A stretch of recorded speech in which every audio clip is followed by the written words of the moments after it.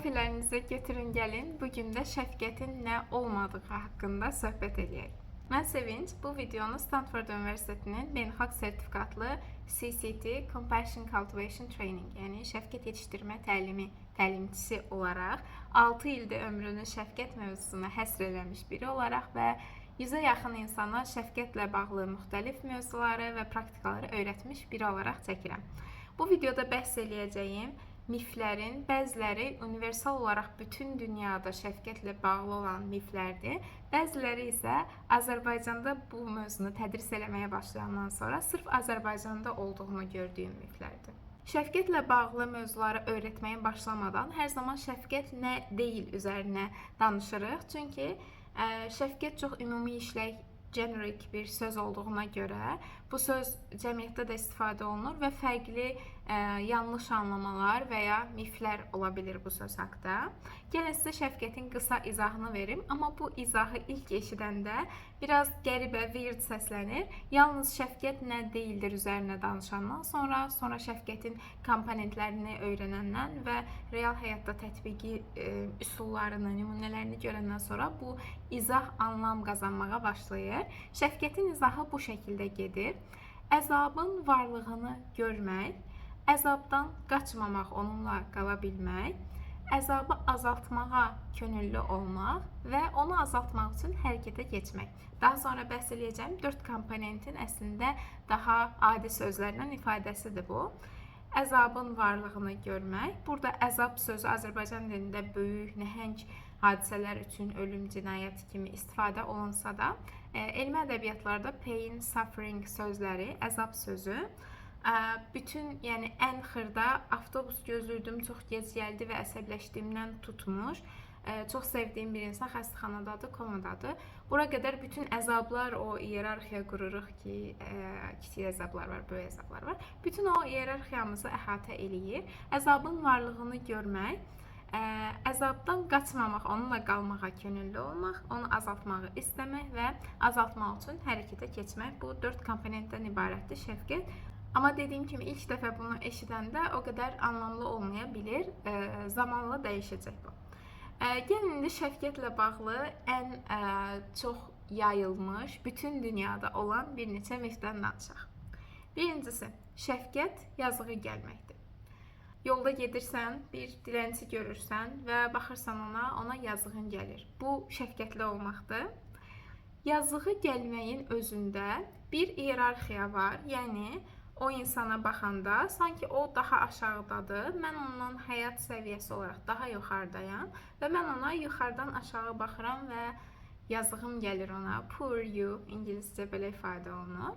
Şəfqət isə bərabər səviyyəli insanlar arasında olan bir zehin halıdır. Şəfqət bu arada hiss deyil, hiss olaraq gündəlik həyatda istifadə edilir. Şəfqət digər duyğuların daşıdığı o xarakterik xüsusiyyətlərə malik deyil. Şəfqət zehin halıdır. Bu haqda danışacağıq daha sonra.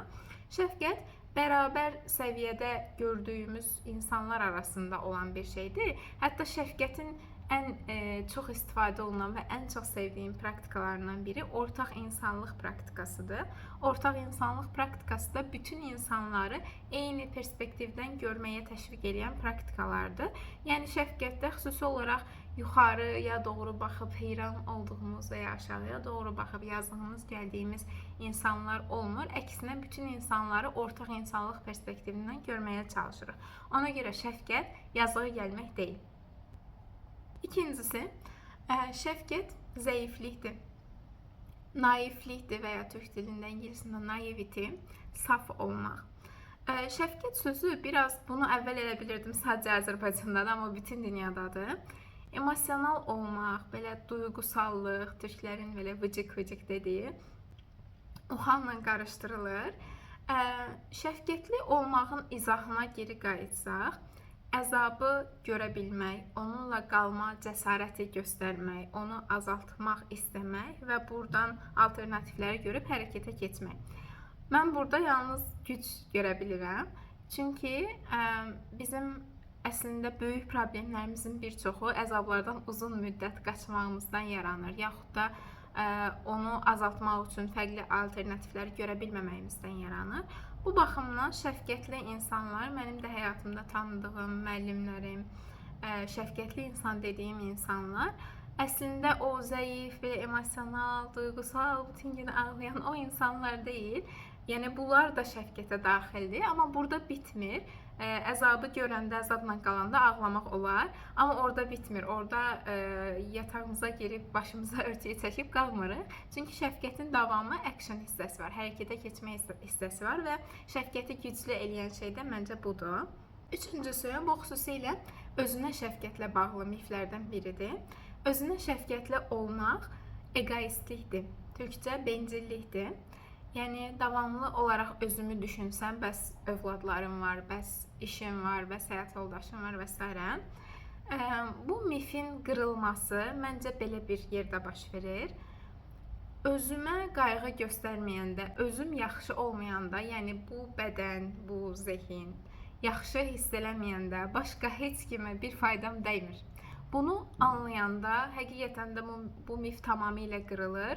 Və mən onlar üçün çox fədakarlıq elədim, saçımı süpürgə elədim və s. kimi yerlərə getmədən əvvəl özünü, yəni öz deyəndə də bu bədən və bu zehindən bəhs edirəm. Bu ikisini yaxşı, qaydasında tutub, yalnız ondan sonra başqa insanlara həqiqi mənada nəsə verə bilirik. Əks halda bura yaxşı olmadan verəndə sonradan adı həqiqətən də saçımı süpürgə elədim olur. Ona görə də bura düşməmək üçün hər zaman şəfqət kurslarında öz şəfqət üzərində də çalışırıq. Əslində qədimdə şərqdə daha əvvəl öz şəfqət öyrədilirmiş, ondan sonra başqa insanlara şəfqət öyrədilirmiş və şərqdə bir insanın şəfqəti əvvəlcə özünə yönləndirməyə çox təbii qəbul edilirmiş. Qərb müəllimləri şərqdən bu praktikaları öyrənib qərbə gətirəndə baxırlar ki, qərb insanı özünə qarşı çox qəddardır. Çünki qərbdə performans odaqlı, davamlı, hər şey eləyə bilərsən, hər şey sənin əlindədir, daha çox çalış. Bu yanaşmalar insanları özlərinə qarşı daha qəddar hala gətirib çıxarıb. Çünki hər şey mümkündürsə, mən o hər şeyə çatmamışamsa, deməli problem məndədir. Belə bir düşüncə yaranır və ona görə də birinci öz şəfqət üzərində çalışmaq qərb insanında alınmayıbdır. Şərq praktikaları qərbə uyğunlaşdırılıb, əvvəl sevdiyimiz insanlar üzərində şəfqət işləyirik, daha sonra özümüz və sonra başqaları üzərində. Dördüncüsü, özünə şəfqətli olmaq, davamlı diqqətinin özündə olmağı və bu self-indulgence, yəni özündə itib batmaq olaraq tərcümə eləyə bilərəm, budur. Şəfqətin izahında deyilən əzabı görmək əslində yalnız bu zehində və bu bədəndə olan əzabı yox, ətrafında olan əzabı, dünyanın əzabını da görmək anlamlarına gəlir. Ona görə də diqqətimizin yalnız və yalnız özümüzdə olmağı, özümüzü dünyanın mərkəzində hiss eləməyimiz, bütün digər hadisələrin bizim ətrafımızda döndüyünü fikirləşməyimiz o qədər də şəfqətli deyil. Şəfqətli olan bu insanı, digər insanları, bütün insanlığı və təbiəti və dünyanı görə bilmək və bunları eyni anda tuta bilməkdir. Bu Azərbaycanda da son zamanlarda çox görürəm. Özünə şəfqət, özünə dəyər vermək adı altında sadəcə özü ilə məşğul olan insanlar yetişdirilir və bu həqiqətən dəhşətlidir. Çünki buna ehtiyacımız yoxdur. Daha çox yalnız özünü düşünən insanlara ehtiyacımız yoxdur. Daha çox özünü tanıyıb necə qayğı verməyi bilən, özünü bir an əvvəl yaxşı eləyə bilən və diqqətini başqalarına, dünyaya çevirə bilən insanlara ehtiyacımız var. Ona görə də bu mövzunda danışmağı əhəmiyyətli görürəm. Beşincisi, Azərbaycana spesifik olanlara keçdik. Şəfqət, xüsusilə də özünə şəfqət, bəhanələr yaratmaq deyil. Bir insana zərər vermişəm, yanlış bir davranış etmişəm, işdə hansısa səhv etmişəm. Özünə şəfqətli olmaq, burada yaratdığım bu əzabları görməmək, ondan qaçmaq üçün bəhanələr yaratmaq, özümə haqq qazandırmaq, özümü, o müsbət tərəflərimi görmək deyil. Çünki şəfqətin izahı nə deyirdi? Əzabı görmək, onunla qalmağa könüllü olmaq, oradan qaçmamaq. Səhvimizi əlbəttə görəcəyik, qüsurlu tərəflərimizi görəcəyik, canımız yanacaq, orada biraz o çarəsizlikdə qalacağıq. Şəfqət buralardan doğur. Şəfqət bir səhv eləyən kimi, əslində mən də çox yorulmuşdum, neçə gündür də həyatımda çətin şeylər olur, ona görə mən belədim. Yox. Düş yerə. Gəl. Amma bunu da düzgün ifadə edeyim. Özünüzü həmin səhvlərə görə döymək deyil. Yəni döymək və özünə davamlı haqq qazandırmaq ekstremləri arasında daha sağlam, daha sərin olan bir yer var. Şəfqət bizi tam olaraq ora aparmağa çalışır. Əzabı olduğu kimi görə bilmək, onunla qalmaq, onu azaltmaq üçün alternativləri görə bilmək və düzgün alternativi seçmək. Ona görə də şərqdə hər zaman deyilir ki, şəfqət və müdriklik bir quşun iki qanadı kimidir. Quşun belə qanadı olmaz. Bir quşun iki qanadı kimidir. Və müdriklik olmayanda adətən şəfqət uzun müddətli uça bilmir. Çünki situasiyaya baxanda fərqli alternativləri görə bilmək üçün biraz dünya ilə bağlı, həyatla bağlı, yaşamla bağlı müdriklik inkişaf elətdirmək lazımdır. Bu da necə olur sonraki dərslərimizdə danışarıq. 6-cı ən sevdiyim mif. Şəfqətli olmaq, özünə şəfqətli olmaq münasibətlərdən qaçmaq deyil. Falan insan çox neqativdir, davamlı şikayətlənir, mən onunla görüşmək istəmirəm. Falan insan davamlı özü haqqında danışır, çox egoistdir, mən onunla görüşmək istəmirəm. O da çox duyğusaldır, bütün günü ağlayır, mən onunla olmaq istəmirəm. Deyə özümüzə şəfqətli davranırıq adı altında münasibətlərimizin hamısını qırırıq. Özünə şəfqətli olmaq davamlı olaraq münasibətlərdən qaçış deyil. Bu o demək deyil ki, bizə zərər verən və çox da geniş yayılıb trend olub toksik sözü. Özümüzün nə vaxtlar toksik olduğuna baxaq, məncə başqa insanları toksik adlandırmayaq. Həmin insanlardan, bizə zərər verən insanlarla sərhəd qoymayaq demək deyil və ya lazım olanda onlardan uzaqlaşmayaq demək deyil.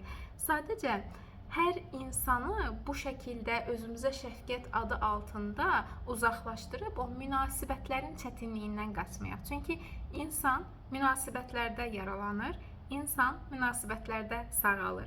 Ona görə də ətrafımızdakı insanlarla davamlı olaraq divarlar hörmək, sərhəd qoyuruq deyə divarlar hörmək çox da müdrik bir yanaşma deyil. Daha önəmli olan və şəfqətin də izahında bu şəkildə deyilir. Əzabı görə bilmək, o insanla aramda münasibətdə bir əzab var, bir çətinlik var, narahat duyğular var. Onu araşdırmağa könüllü olmaq, qəlbini açıb ondan bunu haqqında danışa bilmək kimi daha fərqli bir baxış bucağıdır. Bunun haqqında daha detallı danışarıq. 7-cini də deyim, bundan bitirək. Özünə şəfqət, özünə baxım deyil. Özünə baxım, özünə şəfqətdən gələ bilər, amma özünə şəfqətsizlikdən də gələ bilər. Gəlin biraz izah edeyim. Özümü spaya aparıram, masajlara gedirəm, baxım prosedurları, dırnaqlarımı düzəldirəm, saçlarım və s. Mən özümə çox şəfqətli davrandım. Həqiqətən belədir. Həyatımın ortasında böyük bir əzab var və onu görməmək üçün, ondan qaçmaq üçün davamlı olaraq nəyinəsə məşğul oluram. Gedirəm spaya, oradan çıxıram masaja, oradan çıxıram üz, dəri, qulluq proseduruna. Burada bu davranışın şəfqətli olduğunu deyə bilərikmi? Əmin deyiləm.